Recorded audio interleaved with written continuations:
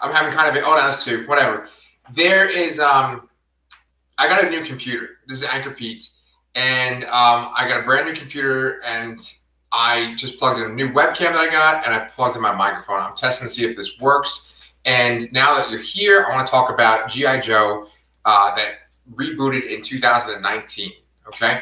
So here's the deal. I did this awesome video over the past 2 days where I took images from the G.I. Joe run by Paul Allor, and it's drawn by Chris Evenhuis. Hopefully I'm pronouncing his name the right way. And they had this run of G.I. Joe where there's at least 10 issues. I read all of them, and I took the images from those issues and I put them into this Adobe Premiere video, right? I got clips from the old G.I. Joe cartoon. I have clips from the movie, the first movie. I have images from other IDW comics. I had this great presentation. It was only 10 minutes long. It was awesome. And then my computer died. And so it's just gone completely. And here's the thing, is that I really like that G.I. Joe comic. I wanted to make sure the video got out, but boy, do I have to start from scratch to make it. And I don't think that there's time. I want to get this out before 2020 ends. So here's me talking about Paul Allor's G.I. Joe, okay? And right off the bat, I just want to tell you some things, okay? I love IDW. Me and my friend Brian, who is from the Ramblings from the Rod Pod show that I do, we're huge Transformers fans. And we've loved IDW Transformers comics from the beginning, but we have lost interest since they've rebooted, right? So with Transformers, they had one storyline going from 2008 to 2018. And in that time, you had James Roberts's More Than Meets the Eye series, which eventually became Lost Light. And you also had John Barber's series, Robots in Disguise, which eventually became Optimus Prime. And we loved all that stuff. And IDW, besides publishing Transformers, also does Teenage Mutant Ninja Turtles, Ghostbusters, and a whole bunch of other licensed properties. Well, in the same time that they had their Transformers comics going, they also had G.I. Joe, and it was one continuous storyline as well from 2008 to 2018. Now, I didn't stay on top of that as much as I did the Transformers comics, but I did read a lot of it, and I, in particular, really loved G.I. Joe Cobra. There's this Cobra miniseries that Christos Gage and I think Mike Costa wrote, and it was just great. It was about one of the G.I. Joe operatives. His name's Chuckles, and he infiltrates Cobra. And I'm pretty sure in the beginning of it, he has to kill Jinx, who's also infiltrated Cobra, but she gets found out. And it was just this great kind of serious turn for G.I. Joe. In the video that I made that I liked so much that you won't get to see, just going to have me rambling here. In that video, there is this whole part where I compare that version of G.I. Joe, that Cobra book, to Homeland or The Americans. It's like a show. It could be like an action show on FX. So that was this great tone they had for G.I. Joe, and that eventually led into what was called the Cobra Civil War. And I felt like that was the prime of the IDW G.I. Joe comics, was this whole Cobra Civil War. And it was just this great storyline where Cobra Commander gets killed, and they try to, all the various Cobra bad guys try to fill in his shoes, right? They got to prove themselves worthy. I'll be the best Cobra Commander. And it just was this great story arc, and I loved it. So what ends up happening is, because Transformers is so popular and everyone loved the IDW Transformers comics, or at least I think they did, and the movies, even though there's been a decline in how successful they've been, and they haven't been enjoyed by as many people, the Transformers movies make a lot of money. And so Hasbro wanted to have a Hasbro shared universe, and eventually that would be a Hasbro shared universe for movies, right? So they tried it out with comics first, and all of a sudden you had the G.I. Joes crossing over the Transformers. Now that's happened many times before, especially when Marvel owned both G.I. Joe and Transformers. Besides that, they also branched out and they brought in ROM Space Knight, and they brought in the Visionaries, that's a pretty obscure toy line from the 80s, but I had a couple of them when I was a kid. And they also brought in the Micronauts, and the Micronauts are really weird. I never had any of their toys as a kid, but they're from the comics, and they had a big run in the Marvel comics. So they had like Rom Space Knight, the Micronauts, Visionaries, and they had Mask too. And I remember the Mask cartoon as a kid. And here's the thing: is that I put this great clip from Mask in that video that I made that totally got scrapped. It sucks, man. Anyway, so Hasbro brings these all together for IDW, and all of a sudden, this really great, serious G.I. Joe comic that you have, you know, with this Cobra Civil War and you know, this kind of spy stuff, this stuff that's like the show Homeland.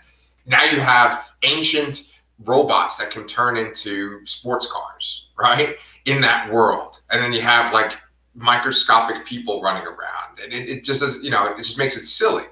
And unfortunately, everything just kind of imploded. And they took the G.I. Joe comic and they took the Transformers comic and they rebooted them in 2019. Now, like I said before, me and Brian, we're not really fans of this new version of it. You know, I'm not going to say it's bad, but we just don't read it. That's not good, right? Brian's bought like every single IDW Transformers comic. So I didn't try out G.I. Joe because I didn't know what it was going to be like. But I finally did about a month ago, and I'm really glad that I did. So Paul Allor, his take on G.I. Joe is very different from the G.I. Joe that was between 2008 and 2018. For his version of G.I. Joe, Cobra has taken over. Cobra has taken over the entire world. And I've heard criticism about that, and I've heard criticism about the way the characters act, and I've also heard criticism about the choice for the art. Now, what I'm going to say is, I think that the art style is very appropriate for this book, especially if you take in consideration the coloring for this book as well. And here's the thing, I'm doing this on the fly, so I forgot the colorist, but I know her first name is Brittany, but she did a fantastic job, right? So Brittany, the colorist, I'm sorry, I forgot your last name. Brittany, and then Chris Evenhuis, and oh God, I'm probably mispronouncing his name. With the art, they have this style that it's like so crisp and so clean, right? And I think that goes perfectly with this idea that Cobra is this entity that essentially took over the entire world. And it started out as like this corporation that wanted to, like, you know, be like a futurist corporation. And essentially they took over, you know, everything. And I feel like the art style just lends itself to this so perfectly. You know, Evenhuis, I'm sorry, I keep mispronouncing your name if I am. Every character he draws is beautiful. He has this, like, everyone is attractive, right? And you have these attractive people with these like stark backgrounds, and the colors are so bright, right? And they're colorful. They are like a Saturday morning cartoon. So everything aesthetically is very clean and beautiful. And that's the vibe that we get from Cobra being in charge, is that everything's clean, they're keeping everything efficient, but behind the scenes, everything is dark and disturbing. Now, how do we know everything is dark and disturbing if it has this clean visual style? Well, what Paul Allor does is he takes these G.I. Joe characters, right? And there's tons and tons of panels where no one is saying anything.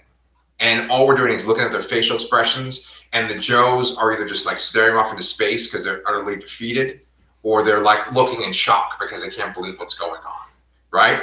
So with this contrast, you don't see like gritty, gross violence, or you don't see like, you know, kind of like messed up designs, but I'm sorry, I'm rambling a little bit because like my kids are upstairs. But there's this great contrast between like how everything visually looks and then like the subtext that you're reading, right? And also there's dialogue where the characters are either narrating what's happened or what they're going through. So writing wise, you're getting a glimpse of how bad things are for G.I. Joe. And G.I. Joe is like completely destroyed. It's not the same kind of G.I. Joe. They're not like this paramilitary force that was in power and then Cobra like showed up. It's just like the G.I. Joe program is a program that's essentially like a resistance against Cobra, right? And they have some people in the military that were in the military beforehand, like SCARLETT, but a lot of the people that are in the G.I. Joe program in this book are like new recruits. And I got to be honest, I don't know every single G.I. Joe character, and I just know them basically from the comics and the cartoons. But there's characters in this book that I don't necessarily recognize. Like, I don't recognize Tiger, who's like the main character in the first book. I don't recognize Fadeaway, who is a main character in like the 3rd or 4th issue. I didn't recognize Bomb Strike, who had this great sort of, you know, spy issue, which kind of reminded me of that Cobra book I was talking about. So I didn't recognize any of them, but maybe G.I. Joe fans will definitely, you know, will be like, oh yeah, of course, he's in this book or this show, or I have his toy, right? But there were great standout issues. Like, speaking of Scarlett, Scarlett has this one issue that just focuses on her. Because here's the thing, right? Every single issue of the series, of the 10-issue series that I read, there's the bigger picture, which is like, okay, well, Cobra's winning and G.I. Joe is having to fall back, or they're lucky if they escape with their lives, or G.I. Joe has like very small victory against this opposing force, right? And every issue focuses on a specific character, right? So there's the Tiger issue in the beginning, then there's a Major Blood issue, which focuses on him joining Cobra and what that was like. Then there's one about Fadeaway that I was talking about before. And you have this great issue about Scarlett, where it shows her life in the military before Cobra took over, you know, anything like that. And then she gets out of the military and she's back in civilian life. And it just shows how tough it is for her to adjust to civilian life. And we see her go to meetings with other former soldiers, and we see that one of them eventually commits suicide too, because it's too much for them to take. It's very reminiscent of like the Shawshank Redemption, where it shows how hard it is for them to leave prison and go back to civilian life. So anyway, that issue of G.I. Joe was great with Scarlett. And at the very end of that book, there was this section that had all these different organizations or websites you could go to for people that have, you know, PTSD, or people that were in the military that are struggling with coming back to the regular world. So I just thought that was a great standalone issue. Cobra has taken over so thoroughly in this book. There's a freaking like Cobra Commander special with like pancakes and eggs and bacon that's shaped like his helmet. And it's like at the Denny's that they have in this G.I. Joe world. And if you go to like get your groceries and stuff, you have to go, for Cobra. Like, you have to salute Cobra when you go to get your groceries. So like they've just like taken over utterly, right? So some people might think that there's like controversial choices, like spoilers, ready? They like kill Duke right in the very first issue. They shoot Duke in the head. And, you know, for people that are fans of Duke, you know, like Channing Tatum, you know, sorry about that. And then Flint is like not in the book at all, but there's a guy in it that looks like Flint, and he kind of gets with Lady J, and spoilers. And his name is Frontier. So I don't know if it's like that's Flint. And then one last thing, like Roadblock, he was like a civilian before he joined G.I. Joe, and he's like real hesitant to kill someone. And when he does kill someone in the book, he's, you know, he doesn't know what he's doing, right? He's traumatized by it. So I can understand why some people might have issues with this book, and they might think like, oh, you know, this isn't my kind of G.I. Joe, but I personally liked it. The way I ended the video that I had made, you know, that got scrapped, I said that basically 2020 was like a really crappy year, right? And it felt like Cobra had taken over the world, you know, sometimes it's a pretty dark place. And I just felt like this G.I. Joe book really captured that feeling. So I strongly recommend, I read the first 10 issues of G.I. Joe by Paul Allor and Chris Evenhuis. I strongly recommend that book. I appreciate you watching this video. And then my nephew's here and he says, we're all ready for 2021. I sure am, Jacob. I got a new computer, man. That's why this looks better. And I hope that you have a good new year too. But anyway, everyone, I'm probably not gonna see you guys until 2021. So from ANCHORPETE, I just want to say Happy New Year and thank you so much for watching in 2020. All right, now I'm going to awkwardly sign off and I will see you guys next year.